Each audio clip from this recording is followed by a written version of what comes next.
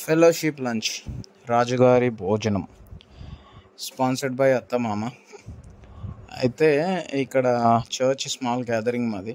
Church అయిపోయిన తర్వాత అందరం కలిసి లంచ్ చేద్దామని చెప్పేసి చిన్న మంద అనే చిన్న గ్రూప్కి వెళ్ళినాము.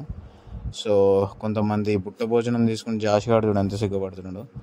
దాని తర్వాత బుట్ట భోజనం అని చెప్పేసి ఇక రకరకాలు ఉండే దాంట్లో నేను మాత్రము ఫిష్, చికెన్, మటన్ బిర్యానీ ఇవి ఆర్డర్ చేసినాము. వీళ్ళందరూ మాత్రము ఏమేమో ఆర్డర్ చేసుకున్నారు. పుట్ట భోజనం ఆర్డర్ చేసుకున్నారు వేరే వాళ్ళు. అది వాళ్ళకు నచ్చిందంట బాగా. మాకు మాత్రం ఇది మెన్యూ. సెంటర్ ఆఫ్ షో లాగా వీడు సెంటర్ ఆఫ్ అట్రాక్షన్ లాగా చిన్నోడు అట్రాక్షన్ అయిపోయాడు. దాని తర్వాత ఇది ఫిష్ మాత్రం అల్టిమేట్.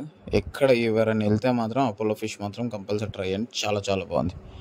దాని తర్వాత ఇంకేది బాగుందంటే చికెన్ లాలీపాప్ తీసుకున్నాం కానీ పెద్దగా నచ్చలేదు.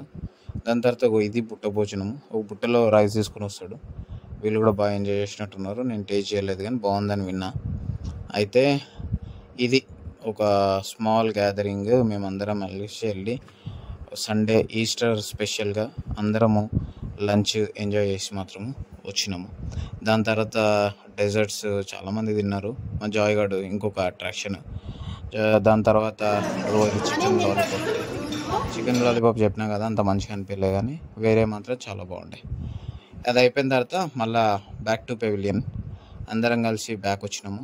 అది ఇంకో కార్, ఆ బ్లూ కార్, ఈ బ్లూ కార్ మాదే, అండ్ రెడ్ కార్ మాదే, అండ్ ఇంకో కార్ వైట్ కార్ కూడా మాదే. సో అట్లా ఈ ఈస్టర్ సండే మాత్రము అందరం కలిసి బాగా ఎంజాయ్ చేసినాము. Thank you for watching everyone.